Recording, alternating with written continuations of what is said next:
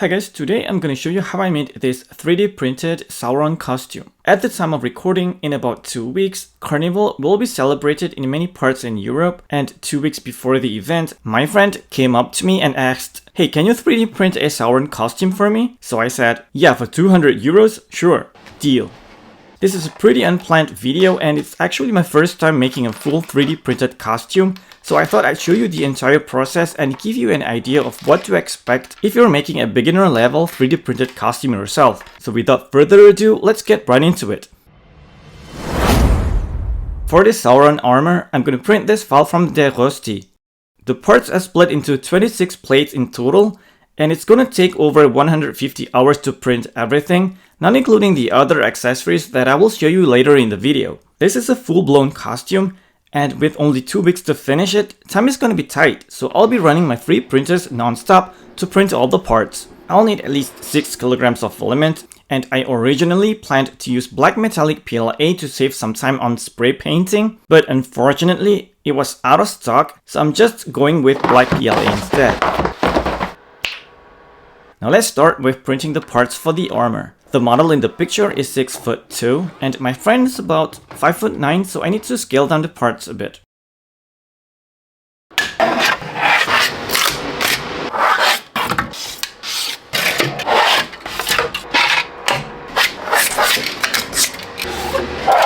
To avoid mixing everything up, I labeled all the parts with painter's tape, and that will make assembly much easier later on.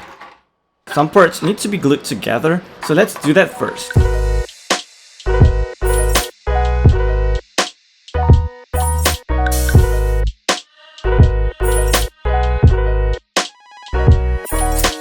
Once the glue dries, I'll use my plastic welder to embed these metal staples along the seams to increase the bonding strength.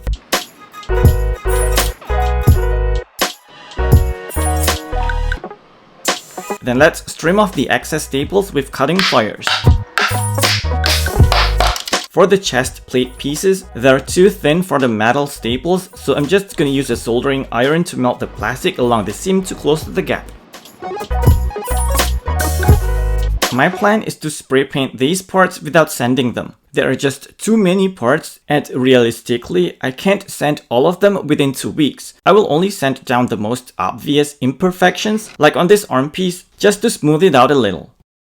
As for the seams on the glued parts, I was gonna leave them as is, but I decided to try using this acrylic putty to fill the gaps as much as possible. If you're in the US, you could use something like the Bondo glazing putty. It's not available where I live, so this was the closest alternative I could find.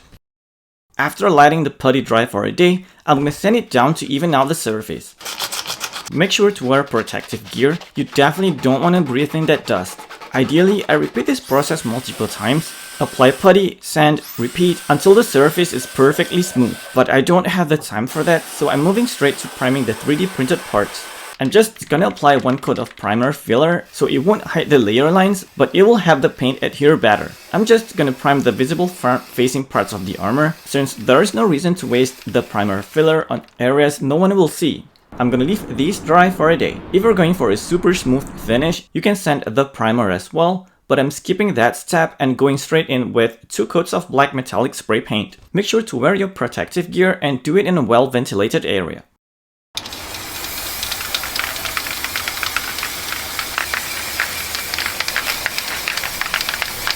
I'll let these dry for 2 days while I move on to the helmet.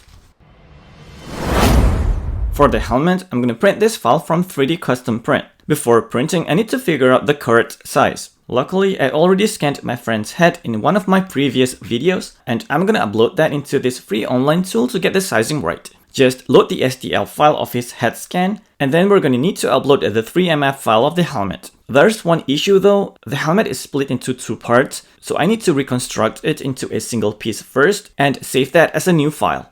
Done. Now let's import the 3MF file of the helmet and scale the helmet to fit his head. I'm leaving a little bit of room since I'll be adding some padding inside the helmet later. It seems like 115% scale would be perfect.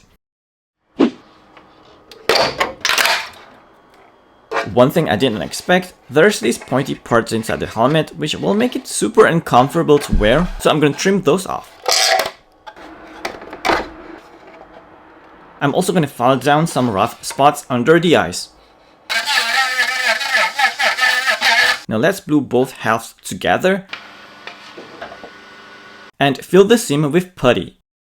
After sanding, I wasn't fully happy with the surface, so I applied a second layer and sanded again. I also got these sponge sanding pads, which are great for getting into tight areas.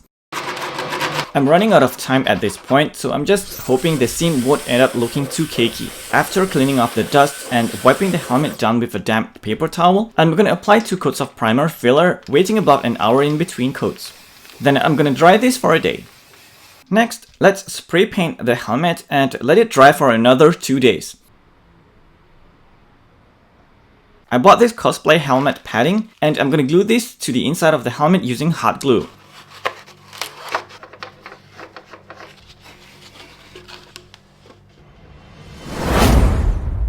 Next up is the mace. Let's print this file from Donkey Brains. I can't help noticing that these blades are super sharp, like dangerously sharp. I'm gonna sand them down and round the tips a little bit. Much better. Now let's glue all the parts together with super glue.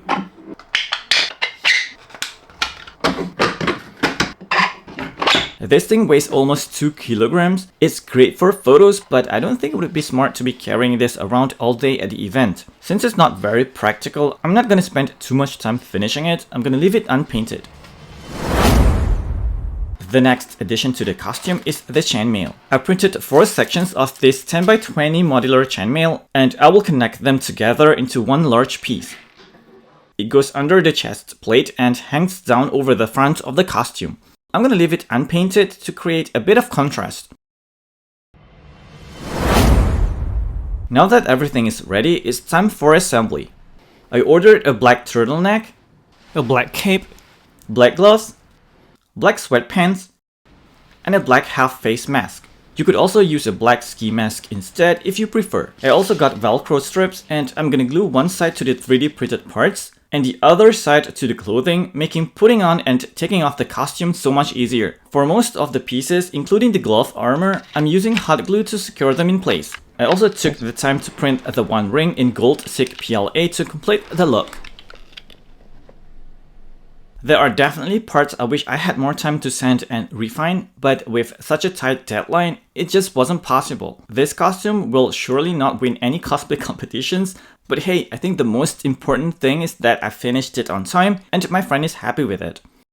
So I hope this video will give you a realistic idea of what a 3D printed costume looks like with minimal post-processing. For fun occasions like Carnival, a costume party, or even Halloween, I think it turned out pretty great and more than good enough. Let me know in the comments, would you spend extra time perfecting the finish or would you skip most of the post-processing? You can find all the links you need to make this costume in the description below. And if you enjoyed the video, I appreciate it if you could give it a like to help the channel out. As always, don't forget to subscribe if you haven't already, and I'll see you guys in the next one.